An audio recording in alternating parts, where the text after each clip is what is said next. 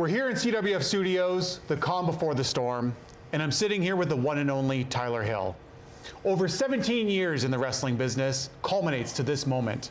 On January 30th, he goes head-to-head for the CWF World Heavyweight Championship against the world champion Jesse Bieber in a career versus championship match. If he wins, he finally becomes a world champion. But if he loses, he hangs up the boots for good. Tyler, thanks so much for being here today. You know, first off, Chris, I just want to stand up and shake your hand. Just say I really appreciate you doing this with me here today. You know, I wouldn't say this about a lot of people, but I actually respect you. You know, you and I go way back, 16 years or so that you used to work with us here, you know? I mean, it's been less, but you know what I'm talking about. I remember. And you know, we were rivals, you and me. I remember when I jumped off that top rope and you sky-high'd me in the middle of that ring and broke the ring that night. You know, we go back a long way, so I just want to say thank you. Well, Tyler, also thank you. I know you're preparing for probably the biggest match of your entire life, so thank you so much for taking the time today. Tyler, it's been 17 and a half years in the business. Looking back, what's a moment that you knew that you were going to make it at this point in your career? At this stage, at this point right here. You know, I'm going to tell you a little story. I'm going to try not to get emotional or anything, but we're just going to have a conversation. All right, about 8, 9 years ago, I got fired from this place. You know, and I was gone for an extended period of time. And over that time, I learned how to master my craft. And in fact, I got into a different craft, which is what we call deathmatch wrestling. You know, me and my best friend, rest in peace, Shawnee Moe, he brought us into a company called Death Proof back in the day, and I had one of the best matches I've ever had. Still my favorite match to this day. And that was the moment there where I said, you know what? I got more than I thought I had. You know, I'm ready for titles. I'm ready for this. I'm ready for that. And I went everywhere else, and I won titles everywhere I went, except CWF. So now I'm here to do that. Who were your biggest influences in wrestling? And is there a favorite match you go back to time and time again? So it's a bit of a tricky answer, Chris, because I grew up a Christian Reformed kid. Wasn't even allowed to have wrestling on my TV at my house. Wow. You know, so it's a bit of a transition. But I remember going to bed one night, waking up, and my old man had Attitude Era stuff on the TV. And I was like, what is this? I knew what wrestling was, but didn't really like follow it, didn't understand it. You know, when I was actually allowed to start watching wrestling, it was probably the Randy Orton Undertaker era.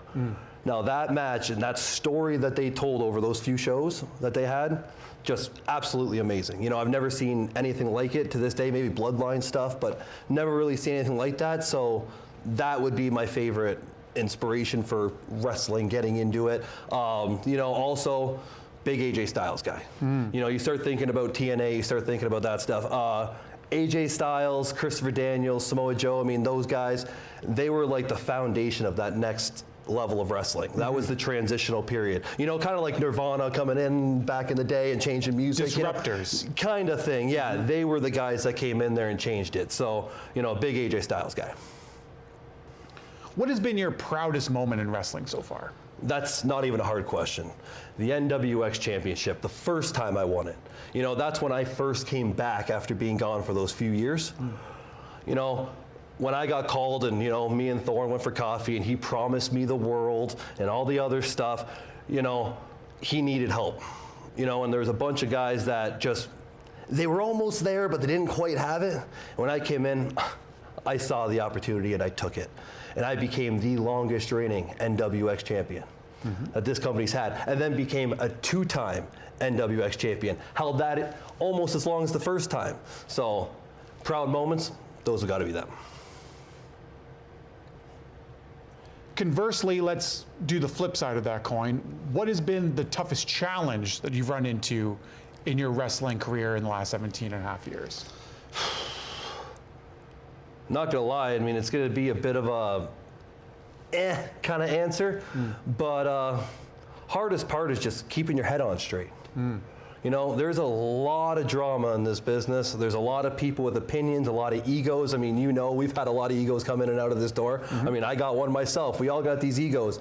And to keep your head on straight, to stay focused on a task at hand, that's probably the biggest challenge in wrestling. And obviously, always getting better, you know, always trying to get to that next step.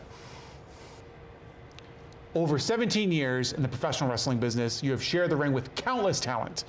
Has there been anyone that you've shared the ring with that really sticks out in your mind? Yeah, there's one guy. You know, when I left and came back here, the roster was a little bit small. You know, it's still a student show, don't get me wrong, but back then it was a student show. You know, and I was there to help boost up the talent in that show. But there was one guy that I wanted to bring in there. Him and his now-to-be wife, actually, Kyle Boone. Him and I, we had wars. I mean, the stories we told, the wars we've had, heck, I ran him over with my car. I threw his soon-to-be wife, Shiloh, in the back of my trunk. Cracked him with a steel chair, threw a pie in Shiloh's face. There's so many different things I did through that storyline that really made it special.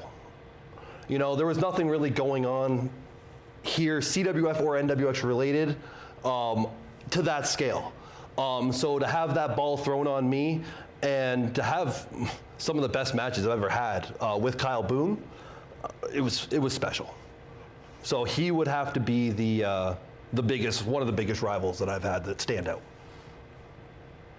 Okay, so let's switch gears and focus more on your actions lately in CWF. There's clearly some animosity between you and CWF management. We've seen the actions that you've taken to the general manager, Jay Moore, to my broadcast colleague, C. Winsey, and the chaos that you've brought to the owners of CWF. Can I just say something? I'm going to cut you right off. All right, I don't mean to do that. Like I said, respect you. But here's the thing, is that this didn't even need to go this far. You know, I admit, and I said it in the ring that one night, I admit, I took it too far when I gave Doris that push that one day. But that's something that could have been handled in the back. You know as well as I do, man, things can get figured out real easily, not out here. You know, but then Jay Moore, Little K, Doris, all these people had to come and make it about everybody else, had to do it in this ring. Didn't need to go down like that. So they pushed me into this situation. So I know I look like the bad guy. I know that's what it looks like to everybody else. But look at it from my shoes. Look at it from where I come from. You know, I was in a heavy match. I'm wrestling Jeremy Elliott. I just Paul drove him on the floor. You know, I got Doris, who I'm not even paying attention to, screaming into my ear. You know, I snapped. I gave her a shove. I apologize for that. But it shouldn't have even gone this far. You know, they pushed me, so I'm pushing back. It's great. It's great. Yeah, speaking further to that, I mean, it's gotten to the point where it's essentially personal between you and the management at CWF. So what's going through your mind when you bring this personal vendetta into the squared circle, and what are you trying to accomplish? I didn't make it personal. Like I just said to you before, they made it personal by bringing it out into this ring. It never needed to get brought out here. It could have just been handled in the back. But then you know what? Also on top of that, a year ago, I re-signed my CWF contract here. I re-signed here and I was promised the world. I was promised raises, promised championships, promised everything. Have you seen me with a CWF championship within the last year? No. No, you haven't, because I've been getting screwed around by management. So it's not about me making it personal. It's about everybody else messing with me, everybody else promising me the world and then just taking the rug out from underneath my feet. So I have to make a stand now. Now I have to take what's mine. I'm sick and tired of Jesse Bieber always being the guy in here that holds a championship, always being Chris Thorne's little golden boy. Why? Because he's his son? Give me a break. I was promised the world. And yet we're gonna bore these people by, let's keep handing Jesse the title. Let's keep handing Jesse the title. Oh, okay. Oh, we'll give Jesse the next biggest match. Let's give Jesse Josh Alexander. Let's give Jesse all these names that come in. Where do I get? I get Jeremy Elliott. I get gauntlets against Maddox Davies and all these other jabroni guys, these no-names. Give me a break, man. This isn't on me. It's on every single buddy else. Well, let's talk about Jesse Bieber since you brought him up and the big matches coming up. I love to. Jesse Bieber, the current world heavyweight champion. What do you see when you step in the ring with him on January 30th? I see a coward. That's what I see. Very straight up, very easy answer. He is a coward. He has been ducking me. Jesse has never once. We've had quite a few matches here in CWF, but there has never been one time where Jesse Bieber has beaten me in this ring clean. Do you know that? And I know it's not Jesse's fault. Somebody always comes out. But do you think that's a coincidence? That something always happens? No, it's because the guys in the back don't want to see me with the CWF championship. That's what it comes down to, because I'm edgy, because I'm a deathmatch guy. It's not the face they want for the product. I don't give a damn. I am the best worker that we got in this company. People come and pay to see me, the performances I put on, the shows I put on, the stories I tell. That's what they pay to see. They don't pay to see a dancing Jesse Bieber pop star with flashy tights walking around. So no, what do I see when I see Jesse? I see a coward. I see somebody who's scared. I see somebody who has to do whatever he can do to hold on to that championship. But on January 30th, that time's over. It's my time now. Well, as you know, this isn't just a title match. This is championship versus career. This is a do or die situation for you to win that World Heavyweight Championship. Otherwise, you're going to hang up the boots for good.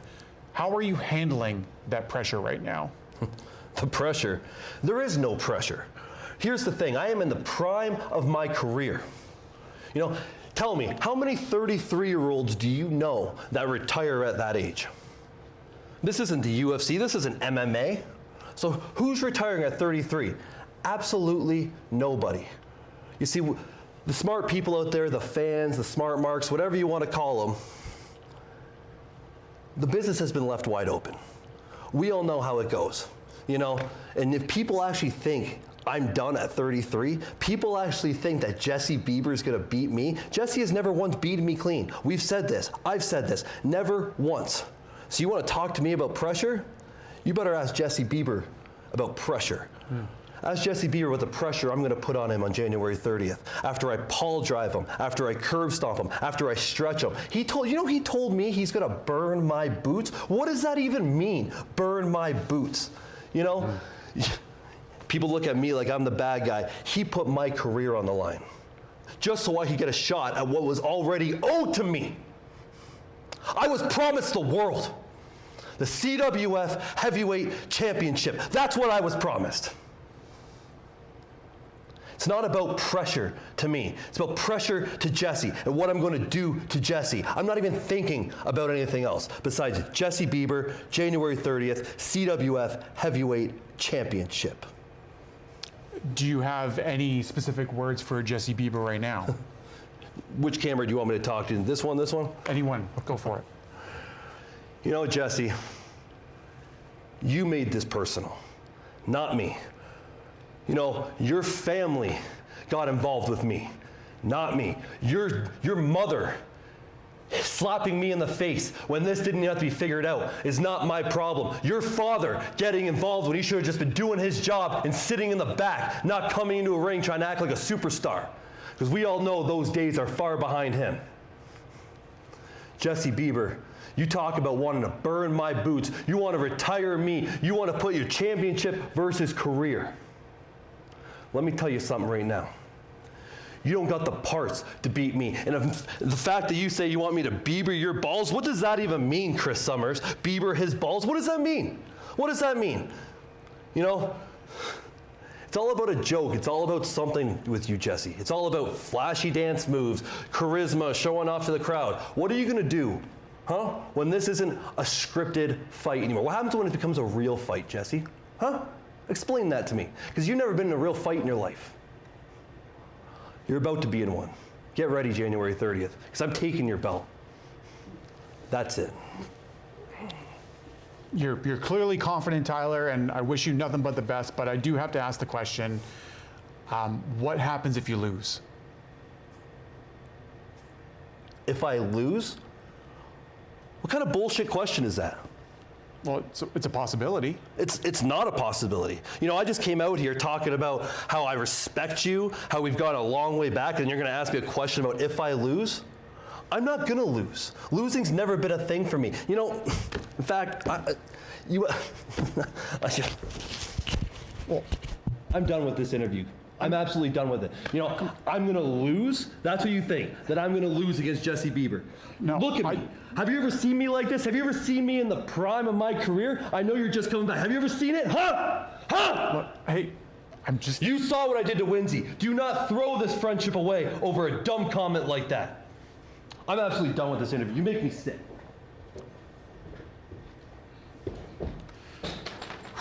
It's gonna get heated.